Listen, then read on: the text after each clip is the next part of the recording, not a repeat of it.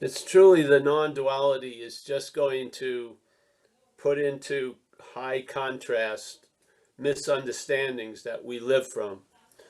And there's one that we just can't get out of as what we're not, which is we give everything all the meaning it has. So when you get interested in the topic, there's a lot of meaning coming from you about the topic to the point that you actually never meet the topic. All you meet is your ideas and concepts of the topic. Yeah. So yesterday I did a talk, and you can see the duality of what you're not and what you are. Yeah. But in that case, we're attempting to split this imaginary oneness into a two-ness to basically realize it's a zero. Yeah. So we're not going to talk to the seeming oneness about oneness, because what's hearing that is a two-ness. Yeah. And we're not going to talk about oneness to the two-ness, because that's not going to go anywhere. So basically what we need to do is to talk to what we are to about what we're not, with the hopes that that will negate both aspects. Yes. They're two sides of the same coin. There isn't Our sense of being what we are is usually a mental uh, conceptual idea. Yes. So there isn't a what you are that derives from seeing what you're not. There's the seeing, and that's what we are, but there's not a what we are. Yeah. There's just seeing. Yeah. There's just awareness. So the idea of non-duality is to negate dualism or duality, and when you arrive at the apex or the event horizon, there you are. The you are the mother and father, in a sense, of duality. Yeah. And what you're not can't stop it. It can't get away from it. So whatever, it's sort of like the thing of, there's a great party, but when you get there, it sucks. That's the dilemma. Yeah. And there's a stubborn desire to be there to experience our own absence, when all we are is an absence of anything that wants to be there. Yeah. So the absence is the absence of that which wants to be at the absence. Yes. So uh, you see one thing is completely futile, and then you also see the seeing of that is in a way completely futile if the seeing is claimed to imply the seer. And then from that futility uh, appears the nothing that's everything. Yeah, truly. It doesn't show up, it's there already, but it seems to appear. So I don't believe it's healthy to try to go to the extreme nothingness from where we are. So, like I shared once before, of when I was younger and I was doing a lot of workshops in recovery, some friends of mine, a guy who I had met in India, who I had lost contact with, had gotten involved in the Course of Miracles, and he was with a group in Wisconsin. And he got in touch with me, and he wanted me to set up maybe a thing so him and this lady would come and share or teach the Course of Miracles for the weekend. So I got a lot of people to show up, because a lot of them knew me from the recovery, and they were coming to these workshops. And they all showed up. Nice, we had a nice big space in the house, and they immediately started off there is no world. Yeah, that was the thing. So there was a break, and basically half the people showed back up, the other half that left. And then as they continued on with this direction, there is no world, there is nothing, da da da. By the time the afternoon break arrived, no one showed up afterwards. The whole place was empty, except me and the two people. So sitting there, I learned a lot that day. Yeah, that came in handy as this road progressed. I learned that uh, from a sense of something, you can't go to breaking speed to nothing. You have to question the something. Yeah. The something confronted with nothing doesn't go well usually. Yeah. So let's just question the something. Yeah. And to see that our role of being the dreaming of the dreaming, and that we are giving everything all the meaning it has, when there's the sense of what we're not, there's a lot of meaning given to that. Yeah. And when there's the sense of what we are, there's a lot of meaning given to that. And basically, whenever we show up, we bring a certain meaning to anything and everything. Yeah. There's no getting out of that.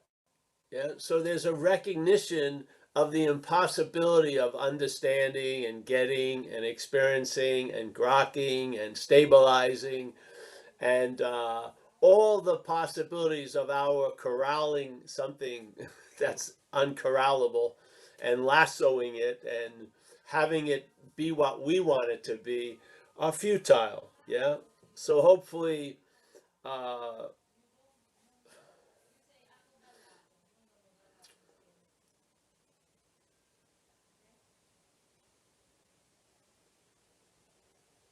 yeah, that's what it is. That pause. There's a recognition of the futility of we trying to grasp at something that's impossible to be grasped, to attempt to describe the indescribable, to comprehend the incomprehensible.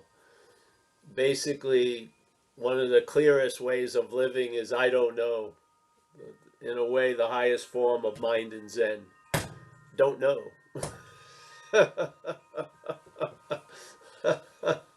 So, non-duality, in a sense, negates the two, and the two leads to a sense of a dualism right where we are, yeah, wherever we seem to be, and recognizing that two-ness can never fit into oneness, nor can the oneness be pushed into the two-ness, yeah.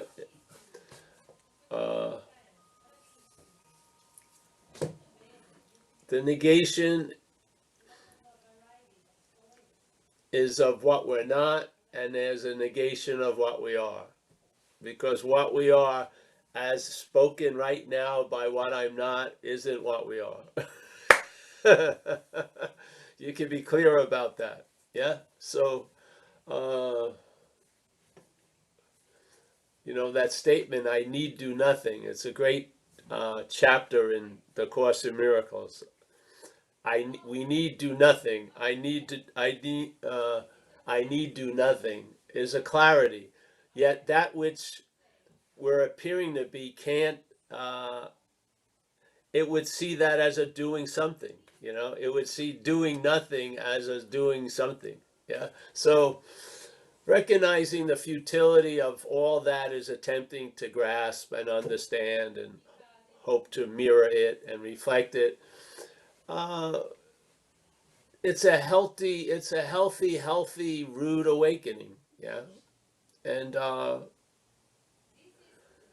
then things can proceed as they do.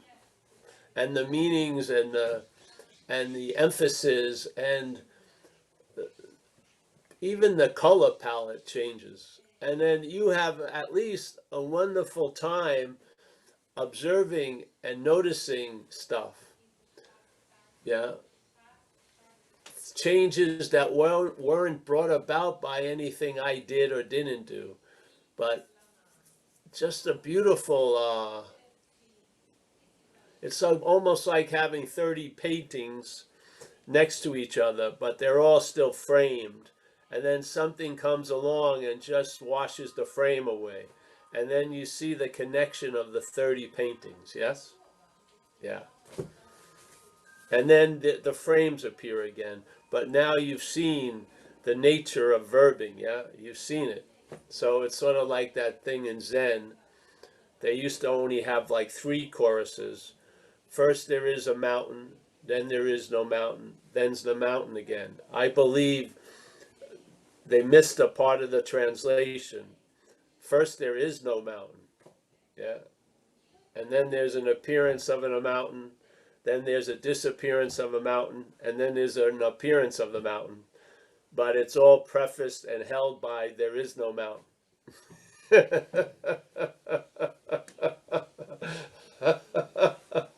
So when there is no mountain for you, that's still a mountain in a sense. So there is no mountain. Yeah. And I don't know, it's such a weird concoction that it brings a relief and a joy and a sense of peace that the way we think, you wouldn't believe that's how it would work. Yeah. You would think you'd have to have something to do with it, yet in an absolute state sense, you don't. Yeah. And yeah. Yeah. Oh, here's the cat. So anyone, I don't know if anyone's hearing this or seeing this, but yeah. Oh, you are good. And actually, Paul, if you want to try coming over here now? We've got Z and Janine here. Huh? Yeah, try coming. Nobody's got their hand up right now. Come on over. I don't know if this is going to be a good idea. No, leave your iPad there. Yeah, don't bring your What? iPad. Don't bring your iPad. No, do not. Oh, all right. Where do you want them? You want to let Over there. Yeah. Let's go and sit. This is what we originally were trying. I don't think Yeah, I yeah. can leave my iPad.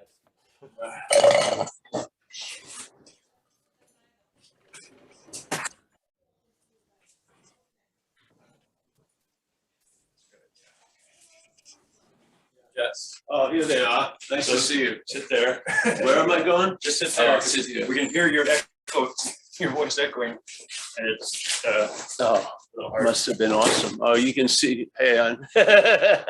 Do we have other chairs? Why don't we grab? Sit there. They can't see me though. Here, sit here, sit here, sit here.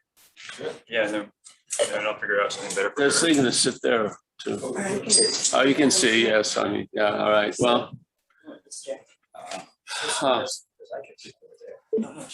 All right. Let's go. Where's I don't see anything here. I see my room.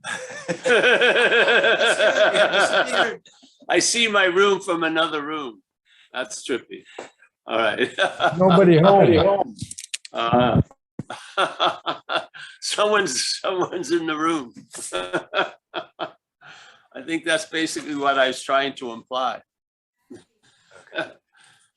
All right. Can you can you hear us? Okay, thank you. So let's open up to questions before. Or just conversation, because I love simplicity. I like just the iPad. Yeah, yeah. It gets complicated. that's that funny thing that even though we're talking, it's still showing Kurt because he's the last one to talk for us, but I don't know who it's showing for them. Who's that? Are we seeing Kurt or you seeing Paul? You seeing Paul? Yeah. All right. That's good. It's weird. I'm just going to be talking to Kurt and Linda the rest of the meeting. Yeah. That's the only people I'm seeing. And I don't think Kurt or Linda needs to hear anything. So we're just going to take off today and chill out. Yes. William. Oh, William. All right, William. Ask the question. Hey, so and first of all, we can see you. Can you see me? Yes, I can see you. All right, great. So after when I saw you about a year and a half ago, actually, I thought about it. After that was kind of when I started getting into non-duality and things like that. You know, I started a Zen path for myself for like a year, and I was at a Zen monastery. I just got back at the beginning of this week for like 2 months, and I watched one of your videos towards the end of my stay there, and I was thinking like, man, yeah, I really am trying to be I'm trying as what I'm not. I'm trying to be what I am, which I could. Yeah. It made sense to me. It was like that's part of the problem. It looks like. Yes. And so I'm wondering, so then is looking at what I'm not from what I'm not an effective solution, or is that still reinforcing of the what I'm not? Does that make any sense? Or is the hope to see what I'm not from what I am? And if so, well, how do I do that? See, there's a twofold part of what you're not. At this moment, it works better if one aspect of what you're not, which is called what I am, sees the other aspect of what we're not as what we're not. Yeah. So let's say like the thing we've been using the old thorn story. So let's say you've been walking around and then something's caused an uncomfortability. You don't know what it is. Finally, you look and you take your shoe off and there's a thorn in your foot. Yeah. So that's the source of your trouble, seemingly. So you look around and you find another thorn. Yeah. So let's say the thorn that's causing this irritability, restlessness is called what you're not. Yeah. So you find another thorn, and that's going to call what you are. Yeah. Which brings into the what you're not into a sharp contrast. Yeah. Before it was all muddled. So it was just called what you are. Now what you are has been broken into two in a sense. Yeah. And so you're now seeing what you're not, and that seeing of what you're not is being claimed, yeah, by the mental activity, but it's being called what you are. Yeah. So now you have self can't get out of self. And the same thing with like self-inquiry. You're using self, that which you're not, to ask the other side of self, that which you think you are, who am I? Yeah. To the hope with the point of them negating each other. Yeah. Because it's going to be just as bad if you climb into what you are as an identity. Yeah. You'll be going around telling everyone, you just said I, you just said me. Yes. And you know what I mean? It's, yeah, it can be a real pain in the ass trying to have a conversation, and, you know, every personal pronoun, you're off the game board. Yeah. So, yes. So here's what you're not. We've now made a clear, like sort of police drawing, so you can recognize it, called selfing. Yes. It's an activity. There is no what you're not. Yeah. And so the what you are is also an activity called seeing. Yeah. But there's been a subtle claiming of the seeing and has made up a conceptual idea of what you are, which is contrary to what you're not. It's antagonistic. Yes. But if you followed both, they're in the same root. Yeah. So the one thorn takes out the first thorn. You don't replace it with the second thorn. You throw both of them away. Yeah. You don't, but there's a throwing both of them away. Yes. So it's sort of like two doesn't get it's like starts like this. There's a oneness, seemingly you. Then there's a seeing, there's some other aspect. So let's call it a two-ness. Yeah. So you don't negate the two-ness and become the one. The idea of the oneness was part of the two-ness. You go to zero. And when you go to zero, you never left zero. Yeah. Yeah. So it's not a oneness. See, you're not, once you've seen through what you're not, what you are isn't going to stand alone. It's just it's like a shadow of the same thing. Yeah. An empty idea that throws two different projections. Yeah. So now what you're not is seen as the thief of your life. And now the new what you're not as what you are is now the policeman, which is sometimes worse than when the thief was just running around crazy. At least you had some more fun. Now you got this stick up your ass, and you've got this incredible demand now for some kind of perfection. I've got to become perfect or something, yes? Or you go the opposite as what you're not, or what you are, as, oh, I don't have to do fucking anything, when sometimes you do. So this is about, in a weird way, you can't just present to this two-ness zero. Yeah, like you can't just share, there is no world and nothing's happening. It just loses. Yeah. So you want to, all right, you think there's this one thing going on, let's make a very emphasized two-ness so it's recognizable. Yeah. So then one aspect shuns the other aspect. Yeah. But that other aspect, yeah, they're both going to go. Yeah. You don't replace the one thorn with a new thorn. You realize, yeah. Yes. Yeah. So it's kind of like I can go so far, but it seems like there's some sort of a step that I can't take. I really can't take Exactly. the last That would step. be where grace is. Yeah, like Okay. even Ramana Maharshi, a great master, says it's Yeah. a very vague thing, but it has a lot of meaning for some. Grace takes it. Yeah, you go so far, and then you realize there's no possibility to go any farther because you're still split. Yes. Hmm. Yeah. Hmm. That splitness, that two-ness can't go through the eye of the needle. Yeah. Hey, the dog got out. Yeah. The two-ness can't get through the eye of the needle. That's the whole point. Yeah. That's the recognition. And so there's a finishing of the deal. There's a giving up. I mean, a true giving up. Yeah. I had a sample of it in a way when I got struck sober.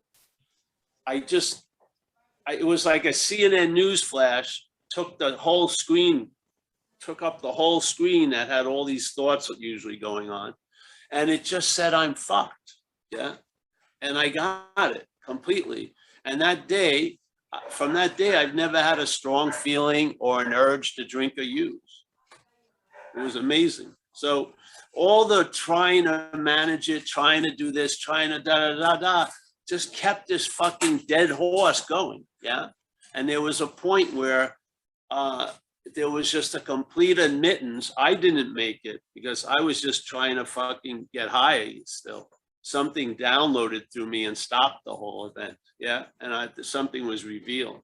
Yeah. As me, not to me. So if you would look at duality, one of the prime examples of duality would be what you're not and what you are. Yeah. Because you have to see that sense of what you are then isn't coming from what you are. It's coming from not being what you are not. Yeah. You know what I mean? It's in the same package still, really. So but you can't jump from two-ness to zero. So you have to see, yeah, the two-ness, and then also see the oneness as two-ness, which is, yeah, and then that which is available at all times and is, the context is obvious. Yeah, it strikes an obviousness. Yeah, and so basically, the what you are is an upgrade to what you're not. But they still come from the same umbilical cord. Yeah, you know what I mean? Yeah, it's the same.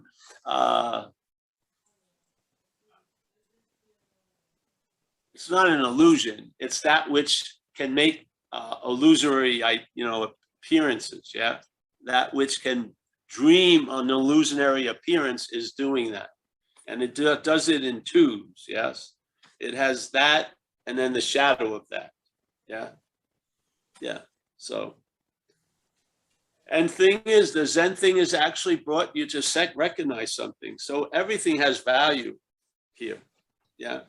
Well, yeah, I mean, part of me wonders, like, is hearing this message now helpful? Because it almost seems to me like one of the best spiritual paths is like being really way too involved in Zen to a point where it just is, unhealthy, and you get to a point where you have to recognize, this isn't working. And like the same with you, and you being struck sober of like, I'm fucked, like just getting to that point. So part of me wonders, hearing this message now, is that like, I feel like there's nothing for me to do, and I don't know what to do with that. Well, there you go. And then there'll be a lot of doing. There still will be. Doing goes on. And it actually goes on much more unencumbered based on there's absolutely nothing to do. It does. You travel a lot lighter because they'll be doing, as long as you're breathing here or whatever. As long as this thing is appearing, there's going to be actions. Yeah. It's going to spur actions, taking a shit, doing whatever. Yeah. So basically, when you proclaim you're not the doer, that doesn't mean doing stops. Yeah. Because there's never been a doer and there's been all this seeming doing. Yeah. Again, It's another clinging on to a relevance, a specialness. Yeah, that all the doing would stop if me as the doer stopped. No, it just keeps on keeping on. Like the Buddha supposedly said, events happen, deeds are done, but there's no individual doer thereof. That didn't start at any time. That's the basis. There's never been an individual doer thereof. It wasn't like there was, and then something happened, and now there isn't. No, then nothing happened to signify anything. That's the fact. I mean, yeah. And so Zen, you know, like a lot of times we say in recovery, you know, you outgrow recovery. Doesn't mean you leave, but you outgrow recovery and yet you stay in recovery. But you outgrow Zen, but you may stay in Zen. It's not, doesn't follow a mental logic, yeah. But you'll see a seamlessness in it. You'll see a seamlessness in the directive, yeah, that's coming through, yeah. And it doesn't, yeah, it's an incredible clarity I found over the years, yes. I didn't know how, my idea of 2 and 2 equals 4 isn't true, yeah. Because there's a big one, me, in all of that. So when I'm saying 2 and 2 equals 4, it's because it's based on me. Yes, this is there's an appearance of that, but it's the primary number in this mathematics is 0. Yeah, 0, 0. So yeah, exactly. I've succeeded tonight by your statement. Yeah, there's nothing I need to do right now. Yeah, exactly. And yet they'll be doing. That's the whole point. Yeah, because see, the head believes that something would happen if you realize that. Yeah, what happens is you cut wood and carry water.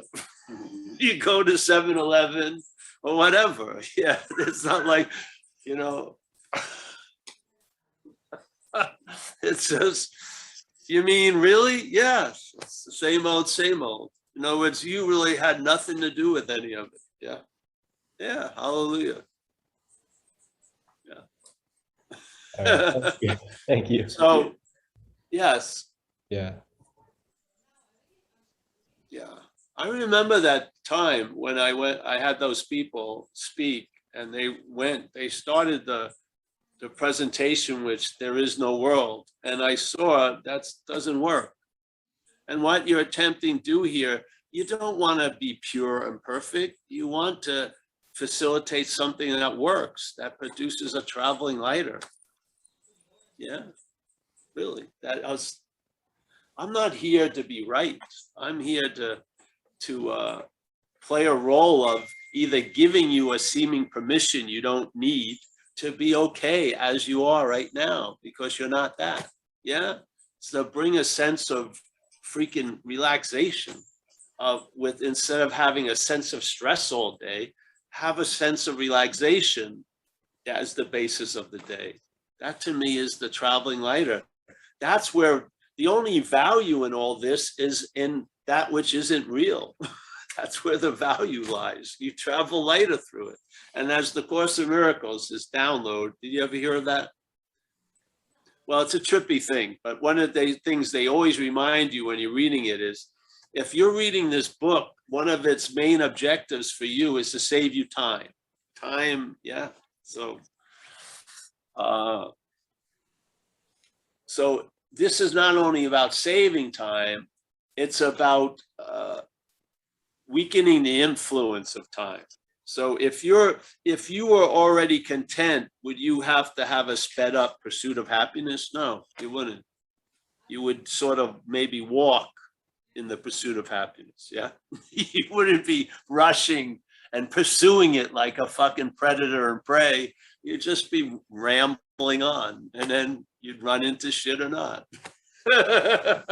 So the value of traveling lighter is how it changes the pursuit of things and the pursuit of no thing. Yeah. It changes that drive, because that drive is mistaken. It's misdirected. Yeah. You're not going to get it. You're not, and you're not going to become what you already are. Now, I think Zen's great.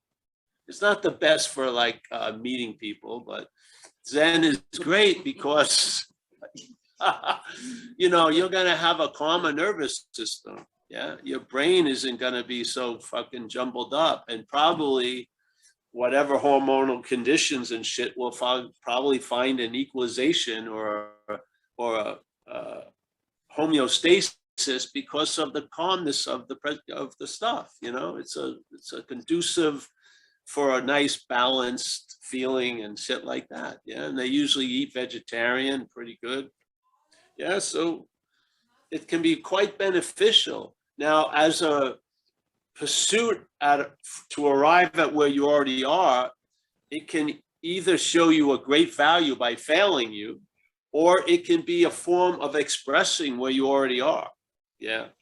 So both ways, it has value. And if you looked at a list of ways of life, Zen's are pretty good, you know.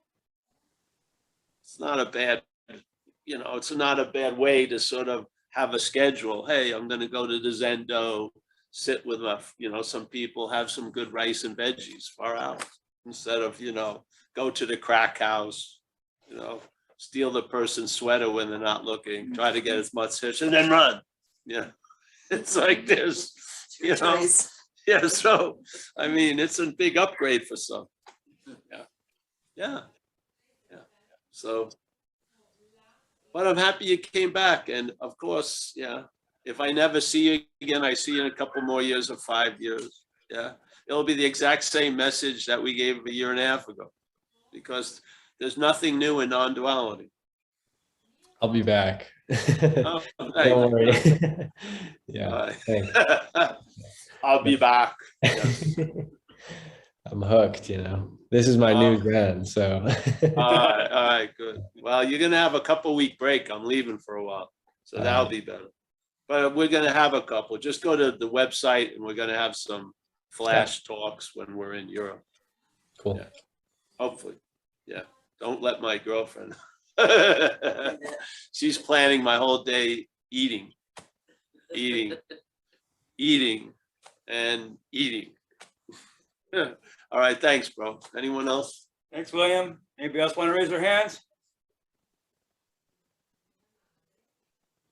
And while we're waiting, I'll take the opportunity since we're side by side. Something that there's no way necessarily for you to broach about, you're not taking, you know, every person in these Zoom squares, you're not taking their pulse, their spiritual resume, their, you know, their age, you know, like you wouldn't talk this way to a teenager or a toddler, but there's just as much faith in what you're doing right now and what you're saying to anybody or in general as you would with, like you said, having the faith to chop wood or carry water, right? But there's obviously some way that some people can take things in a bummed out way, right? And you're comfortable with that. That's just, dreaming has to be perfect in order for them to be here and for you to say whatever is going to bum them out, right? Yeah. Doesn't. I may even take a little pleasure in it. Well, that's no, that doesn't go to what I was going to say.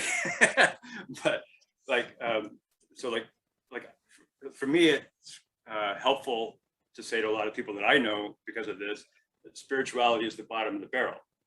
It's, and in that sense, it could also be considered the important higher step in a way, because you've got to hit bottom in order to go on. So if it's like you thought, if I thought A Course in Miracles or Zen was really all that, and I actually felt humble about it and was really getting off on it still somehow, and then to go through the disillusionment, which I have gone through, that's what I mean by the bottom of the barrel, right? It still had to be gone through. So, there's this something about faith, even in like the nanosecond, microsecond of what you're doing, you know, or how your attention goes to what part of what you're doing. Like, am I gonna, you know, feel my breath right now as I talk, or am I imagining looking at Z, you know, this next moment to see how he might be reacting, you know, all that kind of stuff. So like, like it's okay to have faith come into like a nanosecond or a microsecond continually. Like, Yeah. I can't make myself do A Course in Miracles as much anymore.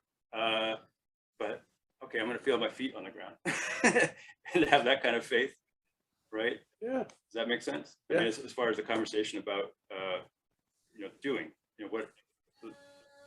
just have that be the spirituality that. Yes, exactly. Okay. Yeah. But see, doing, the whole thing with doing in non-duality isn't about morals and ethics or efficacy. It's about this who's doing it. Yeah, the doer. That's where the emphasis lies. It's not in the doing so much. There's not that much opinion about what you're doing or not doing. It's the sense of being the doer. And I wanted to get something across. It's not volitional. Yeah, it's mechanical. Yeah. The system that we're living as, this programmable little event, has a mechanical aspect where what's ever brought about through contact, you want to call it conscious contact, gets claimed by the mental state to imply that there's a someone. Yes.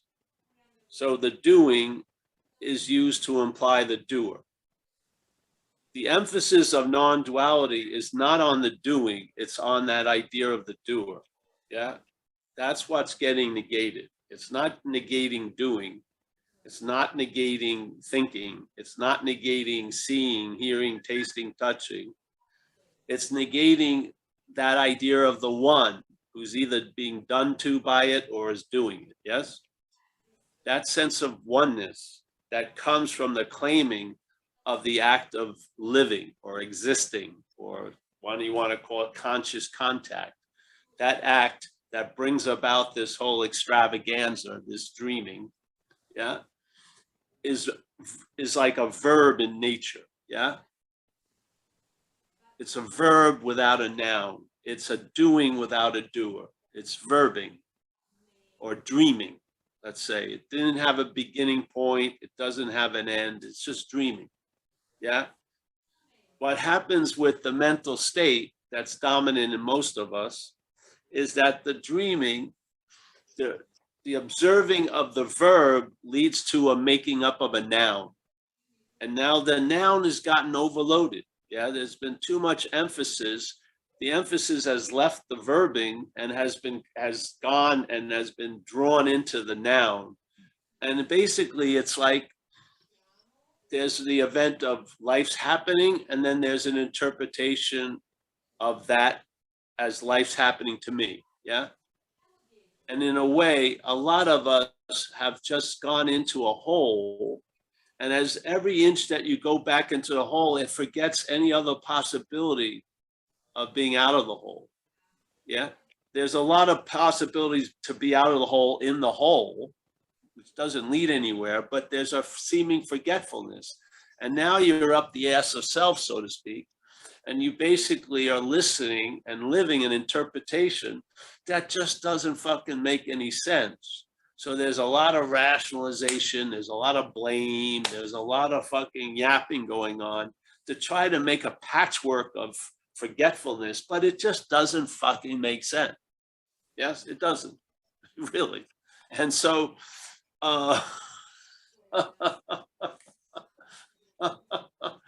so non-duality doesn't want to get into the trials and I don't know what non-duality. I'm saying from how I have it, how I feel it.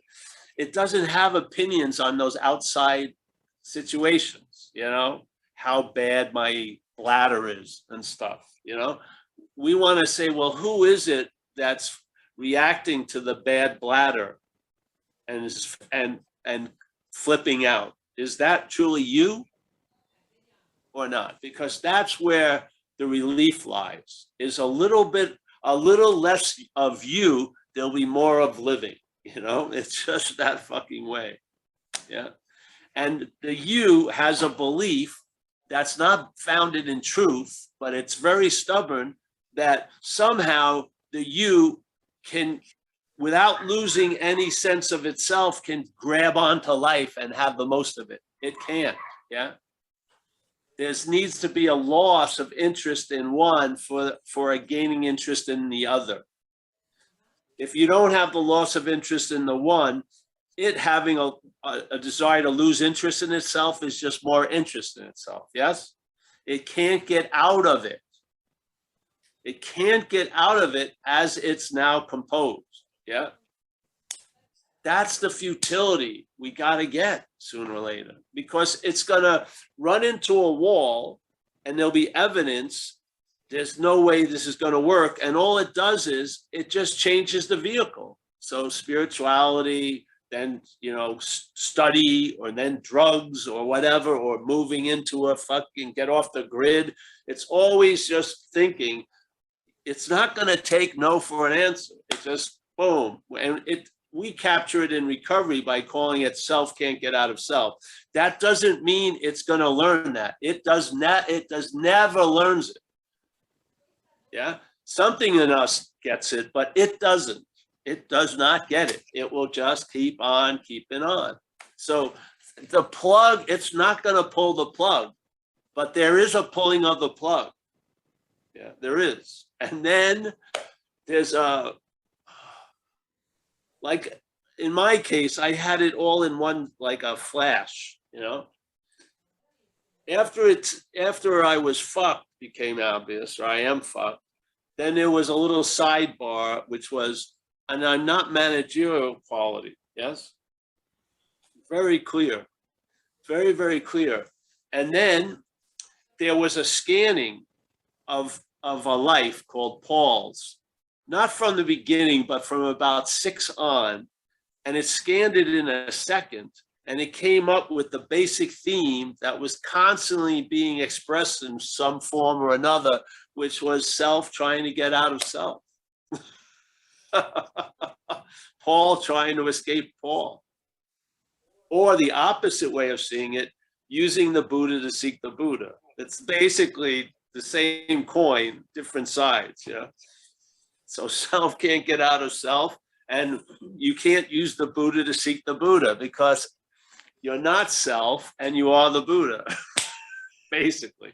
But see, when you hear you are the Buddha, it's framed by what you're not. That's the only way you can hear it. You can hear it because the Buddha isn't heard. You are that. Yeah. Yeah.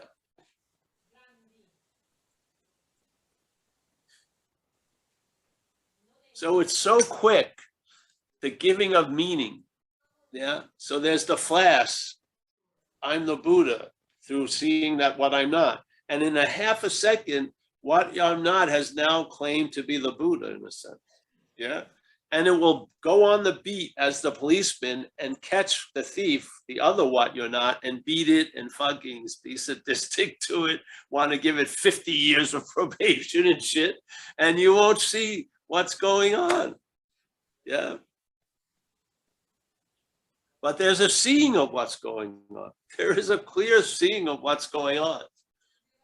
But see, a lot of people feel once they recognize the one aspect, that's it. That's the end of the journey. They call it an ego or something. I've seen the ego and it's not me. But what is it that says it has an ego? And what is it that says it loses an ego? That you're not capturing that with the conceptual idea of ego. That's a sense of something, a sense of self, a sense of doer, a sense of owner, a sense of thinker. That's not, that ego is not containing that. That's a sense of something. It's much different than an ego, an objectified personality platform, yeah? No, this is a sense, a feeling. And I'll tell you, just like an image overpowers thousands of words, the imaging of the sense of that ownership as a body is constantly reinforcing this aspect, yes? And as that aspect, you're not getting out of the aspect. So see what you're not, and then see what you are that says it's so what it's not. And, you know, Yeah. And then basically nothing will be going on. There won't be any movement away or forward. There won't be grasping or ungrasping. You'll just be going to the 7-Eleven. You know what I mean?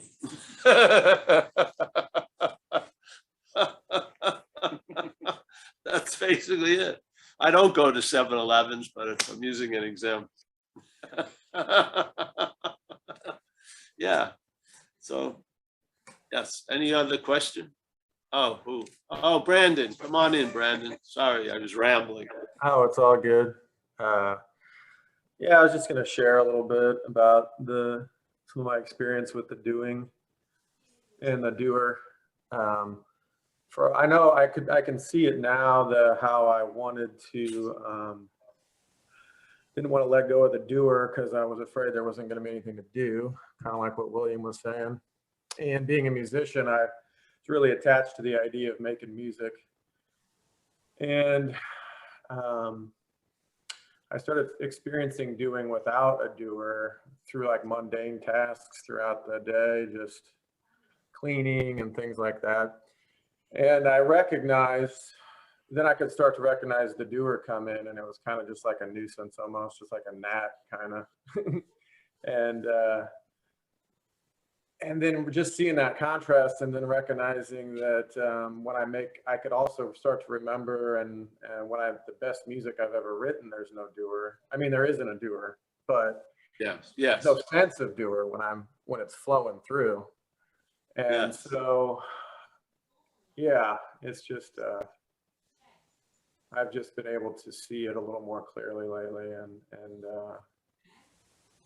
it just feels like now I just kind of recognize the doer as just like kind of this, like it just feels like an add-on that's just not required. Yes. Yeah. It's just a nuisance. It's kind of like a little nuisance that's just been hanging on for dear life lately, and it's just kind of like, okay, yeah. Yeah, it's like getting a package and there's an extra accessory you didn't order. Right.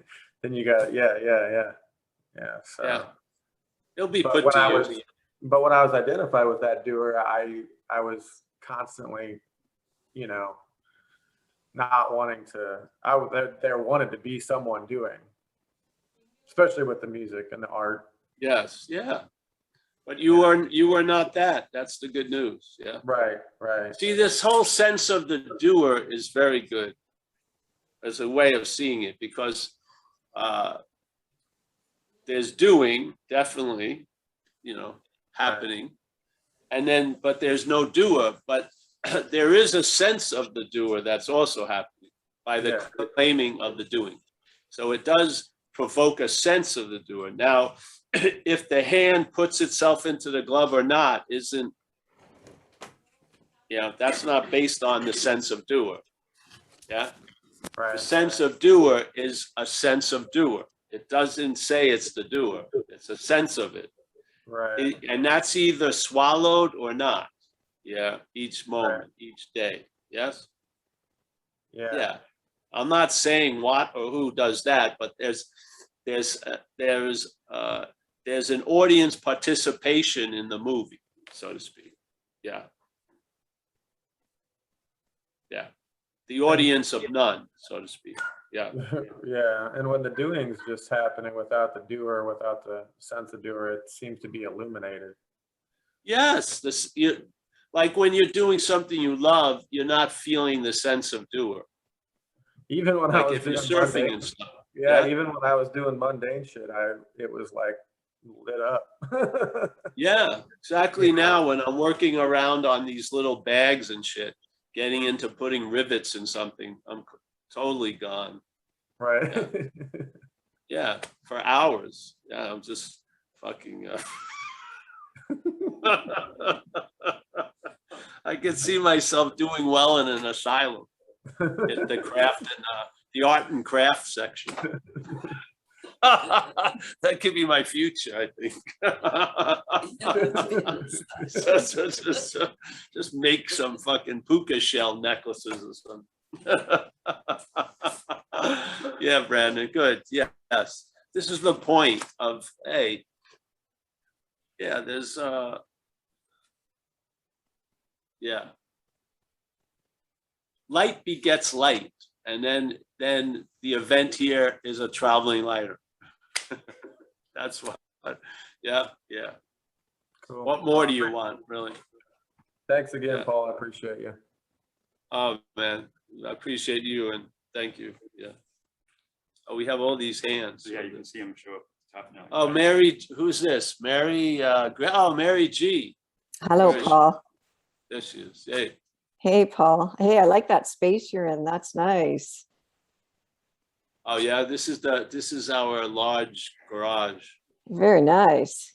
Oh, yeah, thank you. Yeah. Couches, yeah, comfy. Yeah, it looks more comfortable than your cat shit cupboard that you were in there for a few weeks. Oh, good. Yeah, we like to do it here, but sometimes you have trouble with the Wi-Fi. The Wi-Fi. Yeah. It's Yeah, the it's nice. Wi-Fi. Yes. So, Paul, I really loved what you talked about, well, tonight, and this idea of grace. And I just wanted to share, like, as an addict, how that resonates, and how I'm seeing more and more, you know, the selfing and the addiction, that similar kind of desperate thing that goes on with the, I mean, it's yeah, so unconscious, but there's a vibe, right, to it. And how for me, my experience, of course, in recovery was like, it was way bigger. Like, it was like impossible to not use and not, you know, I had nothing to do with getting sober and clean. And that I feel so similar in this context, where it's like, I don't have to do it. Like, I just have to show up in bring whatever willingness and surrender. And all these subtleties about the thief and all that. And I noticed I'd be tracking that. And I'm like, I don't care. I don't care. Like, I just trust that, like you've always said over and over, you're in good hands, and that whatever's happening is, the doing is just, if anything, for me, it's just a kind of bringing, I don't even know if I'm bringing it, but just this acknowledgement that I can't do it. I'll never be able to do it. Not even for a billionth of a second. So I'm so grateful to, recovery, and how that groundwork got laid down many decades ago, like, continually, that it was something was working here, and it wasn't me. And so, yeah, I just, and just that notion of grace and surrender, and how beautiful that is, and how it's just addiction into infinities of addiction, that same dynamic. Yeah. So I love it when you mentioned grace, because I think there is a Grace. yeah. It's somehow right, but it does, it's the only word I've ever heard that you can't even describe what it is, of course, but it's a beautiful word. It's a beautiful download, right? Yeah. It's like gravy on dried turkey. Exactly. Yeah, you don't even need the turkey. Exactly. Yeah. We're the turkey. Grace is the gravy. Yeah. Don't look inside. It may not be cranberry. Stuffing. Yeah. Yeah, I just wanted to share that. Just how Oh, beautiful thank you, Mary. that is. I'm grateful. I've been nice. It's been nice to watch your facial structure change over the year or so. Yes. Yeah. Well, Yeah. Thank you, Paul. Thank you. This is like Zoom plastic surgery in a way. It's good. Yeah. Yeah. Well, it's a great group too. It's a lovely bunch of people. I get to watch the gallery, right, when you're talking, and people are smiling, and it's just, yeah, it's pretty sweet. Yeah. Yeah. Good. Yeah. Well, shit happens and things get their own life. They take their own momentum. Yeah. This little Zoom community's got its own momentum going. Yeah, Mhm. yeah, it's cool. Yeah, I'm really touched by it all, actually. Mm. Yeah. Have All a right. great trip, Paul. Oh, yeah. Thanks, Mary. Yes. Mike's right next to me. Yeah, I see you. Yeah. Yeah. Hope I this just wanted to doesn't share that, become Paul, that hope this that- doesn't become the oh yeah. Anyone else? Another Yeah, hand? yeah. Oh, indigo. Nice to see you, indigo. That's one of my favorite colors. Oh, good. Indigo. Yes. Yeah, I guess I don't know if this is like a comment or a question. So like the one thing I've been struggling with non-duality for a long time is it's like clutching onto the non-existence of self. And there's a certain amount of I guess magical thinking with a kind of like addiction mentality, or I can often just assume that like, okay, like indigo doesn't exist and therefore I don't need to take care of indigo. And I'm not talking about in like a chop wood carry water sort of material way, like you were talking about, like dog shit awareness, like the shit is on the sidewalk, like that's irrefutable, but more, there's some more intangible needs, like more emotional needs or human needs. And I don't know, I've been finding myself, it's tempting to self-harm by paving over those emotional needs, by just pointing to like, oh, well, I'm doing non-duality because, you know, fuck indigo, indigo doesn't exist, just take care of everyone else. I don't know, have you ever encountered that? Or Yes. Most people do when they get introduced to this idea. yeah, it's The head, hard. yeah, the head tries to take advantage of it, and it tries to use it as an escape from other things that that could be called elephants in the room. Yeah.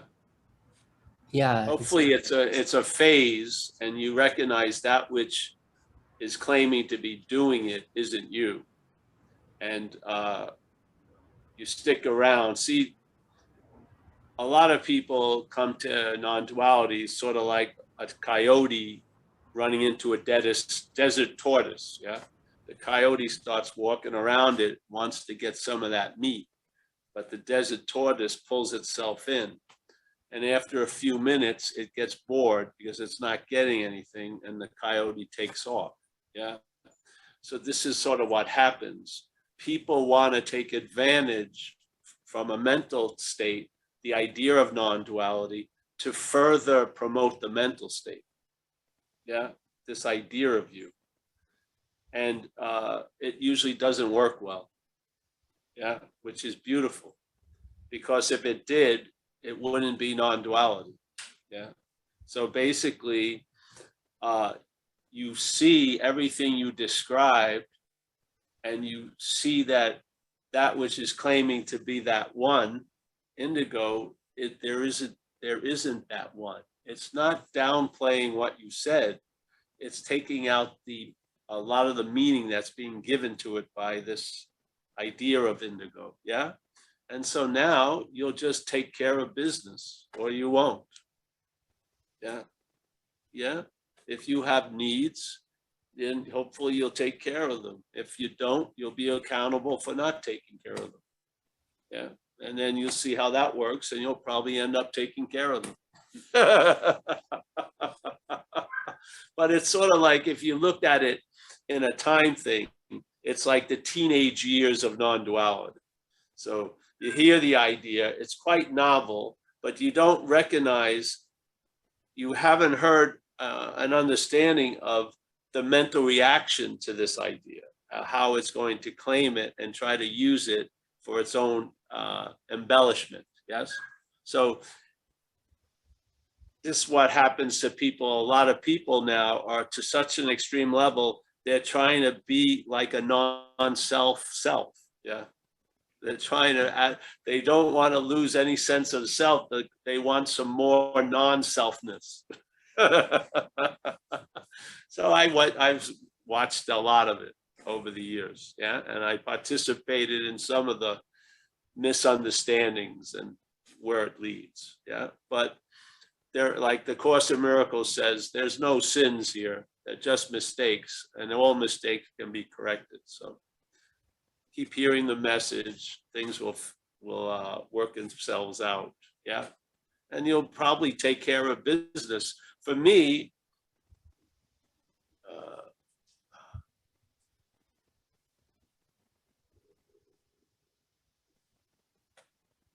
you know, when I saw that I'm not responsible, yet accountable, I responded much more clearly to situations in my life.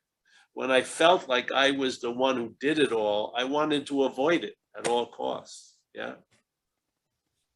But when I realized I'm not that, then I could suit up and show up, as we say in recovery, and just not be in the outcome business, just see how things work. And in the working things out, I learned that I could face life successfully. Yeah, yeah.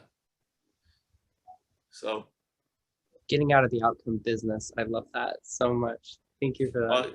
Yeah, well, that's a recovery thing, because most people, yeah, the head is looking way far ahead, expecting a certain, and expecting a result, it pictures how the result's going to look. And therefore a result may happen, but you'll miss the delivery because you have an idea of how it should look. Yeah. This is a dropping a lot of that. A lot of that stuff gets dropped, and you have the eyes to see. Yes. Yeah. Thanks, bro. Thanks, nice to see Indigo. you. Anybody else want to raise their hand?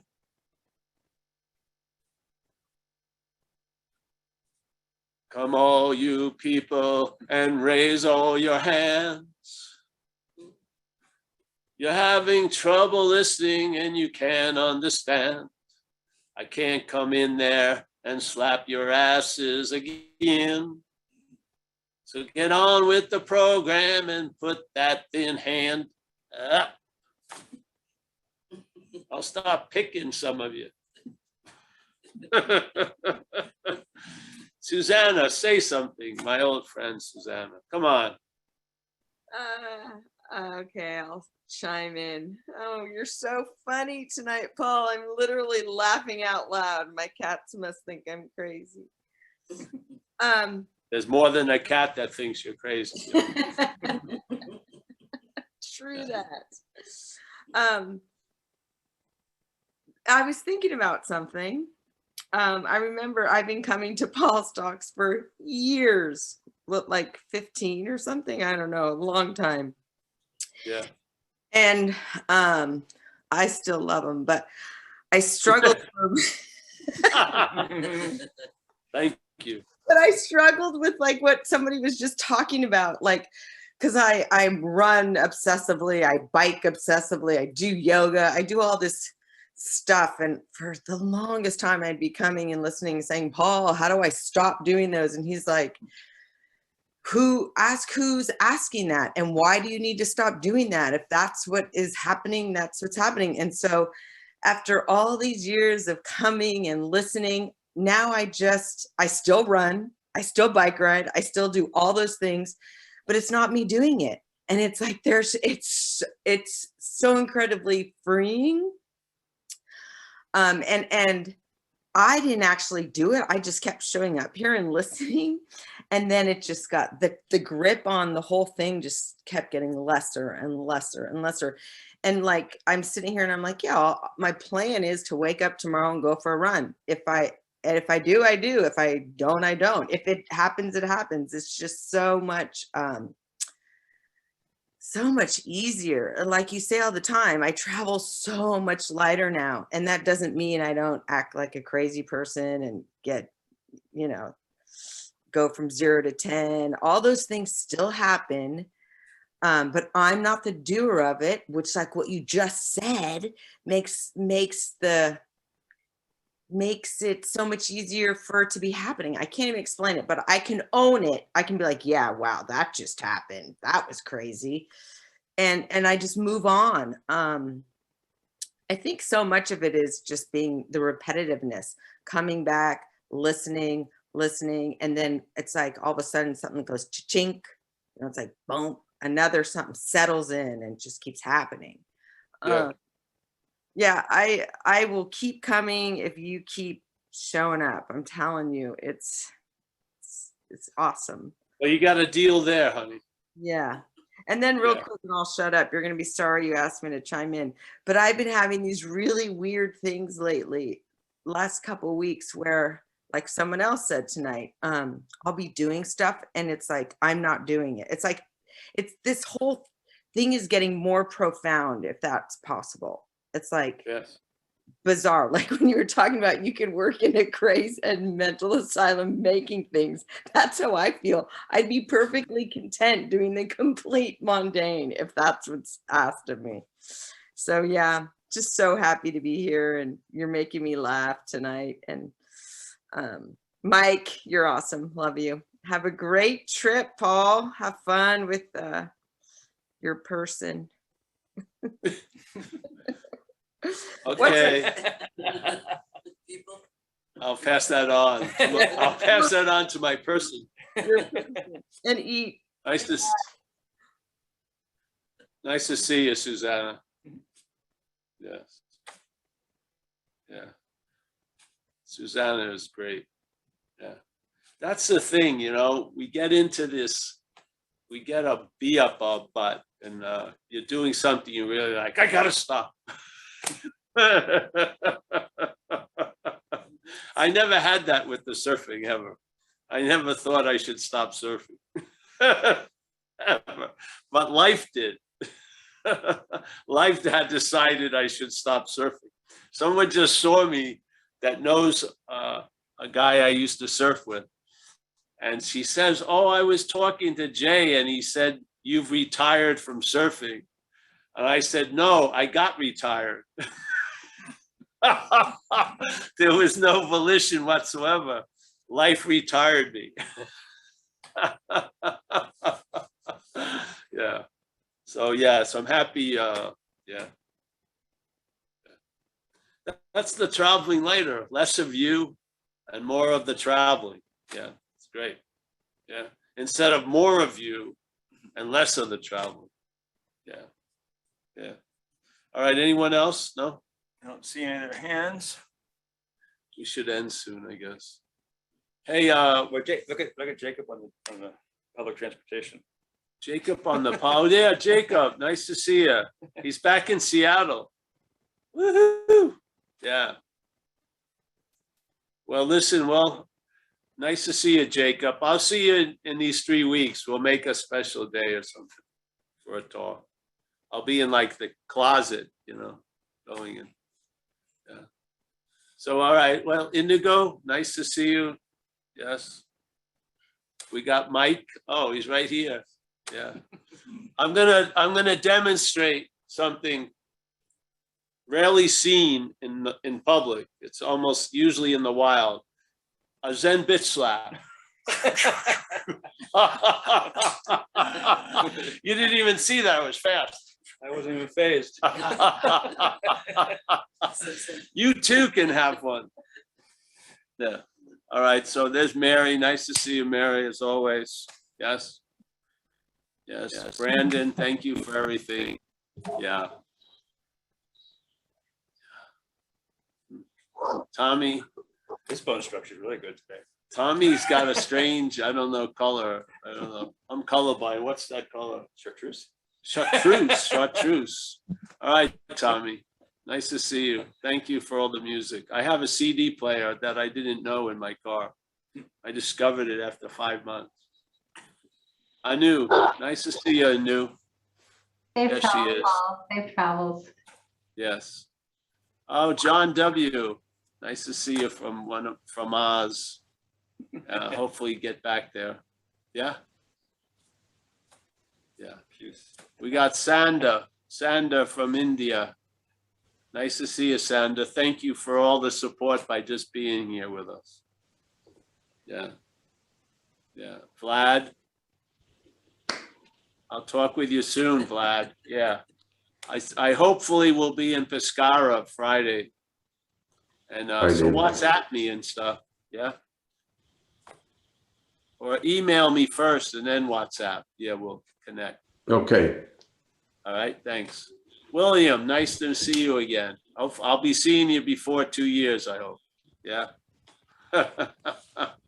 Linda, thank you for your donation, Linda, and our little globetrotter. She's back. Oh, Paul, I just have to say how much I love you, and I know we all love you so much. And I can just feel it tonight. Every talk you give is incredible. And maybe it's because I know you're going away for a few weeks. This was really an amazing evening. So love to you and Amelia, and have a great trip. Great, thank you. And we'll be taking all of you with us, yeah? Yes, you will. You're not gonna get any of the cannoli, but we'll be bringing you with us. Yeah, you'll be, yeah. Thanks. All right, we got Linda and Kurt. Yes. Have a good trip. Yeah, have a Oh, great. we have two of the dynamic duos right next to each other. We got Linda and Kurt representing Southern California.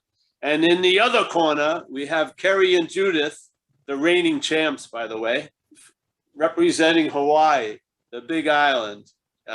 Yes, that's like the battle of the Titans, the clash of the Titans. John K. Always a pleasure to see you, John K. Hey, Paul. Just love it. Yes. Alex, also. Alex from the Hudson Valley. She corrected color, see? Very nice to see you, Alex. Nice to see you. Have a good trip. This is Puce. Puce. Oh, Puce. I thought it's puke. Puce. Oh, it's Puce. Thank God. I don't know how I lived without not knowing that name. Puce. All right. Nice to see you, Alex. Have a good trip. Yes. We'll see everyone. Ben Clark, nice to see you, bro. This is the lightest I've seen you. You finally put on the electricity. That's good. It's pretty dark. You're wearing the same shirt though, huh? Oh, this shirt. Yeah, this is my shirt.